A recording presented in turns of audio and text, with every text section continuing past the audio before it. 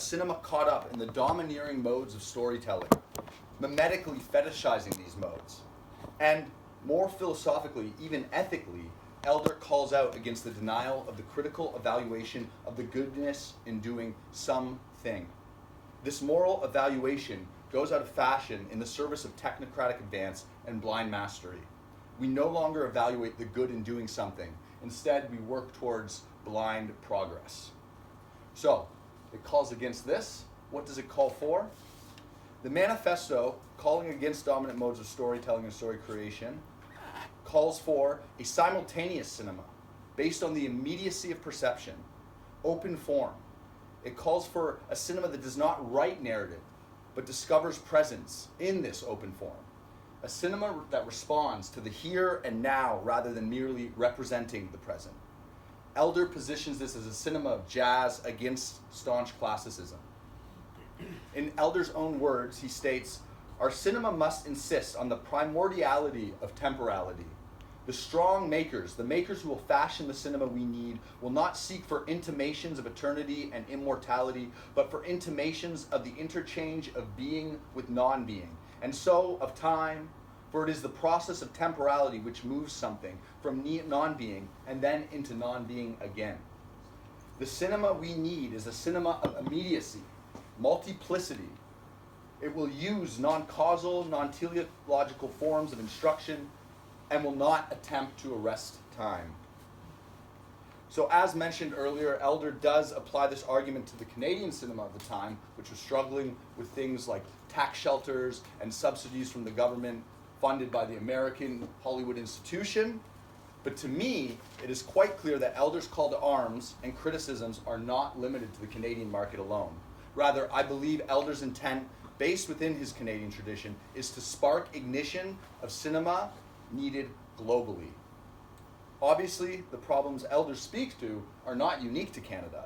It is a situation vitally relevant, now more than ever, to the entire world. The cinema of immediate perception anticipates and reflects the capabilities of communication that the film apparatus encourages.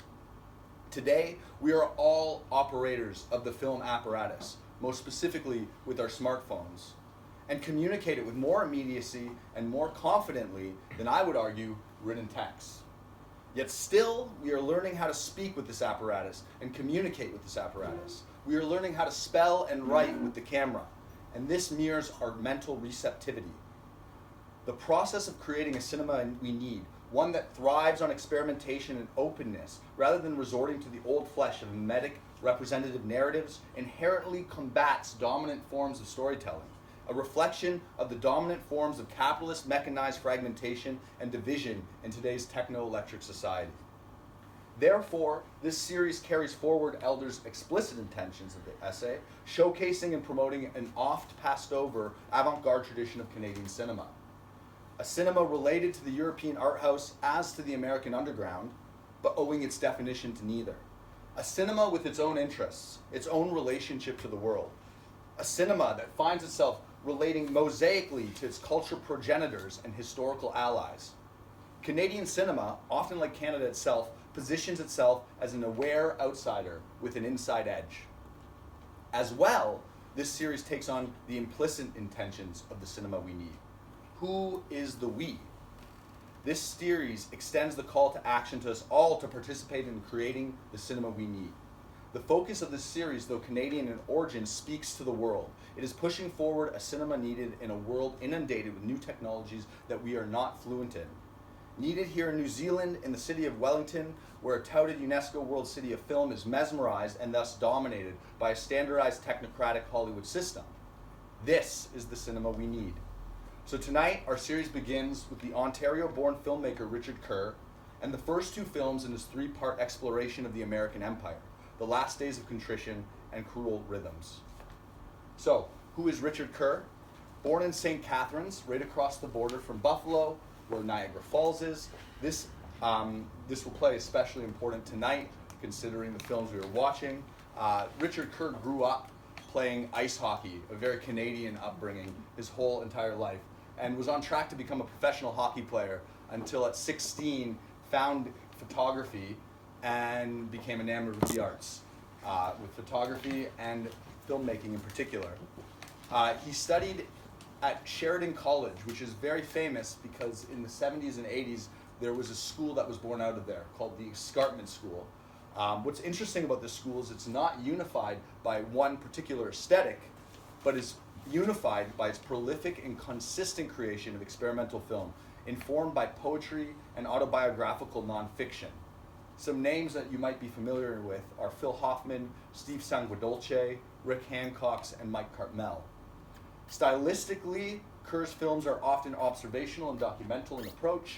He is known for films that investigate storytelling practices, national myth-making, and the essence of the journey itself. So, the films we will screen tonight, The Last Days of Contrition and Cruel Rhythm, are two road trip films made during the final days of the Reagan presidency, and in Kerr's own words, conjure visions of the end of the empire. We tour beaches, ballparks, and deserts, all principal destinations that compose the classic vision of Americana and the American expanse. Contritions is orally, audibly, tied into the observations of the American political field via vocal commentary on American democracy and loop speeches. Cruel Rhythms takes this one step further, introducing prevalent militarism, with military drills, the national anthem, and military personal statements brought into the ear. Where Last Days of Contrition is more observational, Cruel Rhythms is more abstract. There's a sense of decomposition moving between the two films. The destabilization of a proposed imperial harmony forced together by authoritarian principles trying to retain a control over flux and dynamism. The final scene of Cruel Rhythms speaks to this, where, in Canadian experimental filmmaker and film historian Stephen Broomer asserts, Kerr submits to a total embrace of the camera's ability to abstract the photographic subject by force of motion. In Cruel Rhythms, we will hear an ominous message that sets the tone for these films. Something is happening outside. The existential fear underwriting this statement, that something is always happening outside of us and that we need to process this, aside, there's also something quite apt to Kerr transmitting this statement as a Canadian growing up across the border.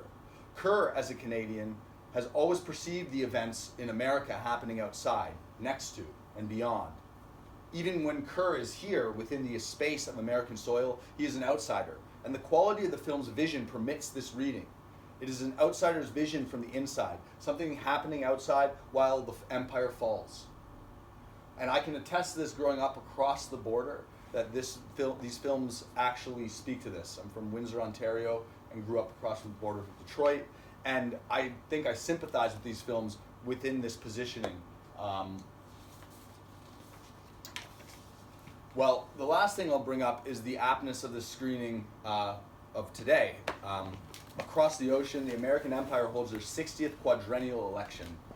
We have yet to see this empire collapse, though many signs have left political commentators and cultural theorists alike to call attention to the fall, often making classical comparisons to Edward Gibbon's observations on the fall of Rome. Whether or not this is truly the end is for no one to predict, and as it must have felt for Kerr 36 years ago, it seems a good time as ever to position oneself as an outsider on the inside of this global mess. To perceive and capture what is happening, as Elder does with his own thoughts on experimental cinema, against the current of empire, rendered in immediacy and multiplicity instead, non-causal and non-teleological forms of instruction, not trying to arrest time, but allow time openly to unfurl itself. So I spoke with Richard a couple weeks ago, and he asked that rather than record a video introduction to these films, he share behind-the-scenes work from his 2021 film Field Trips. This film seals his investigation on the American landscape 30 years later. He calls it his scroll film. So without further ado, please enjoy our screening, and thank you again for coming.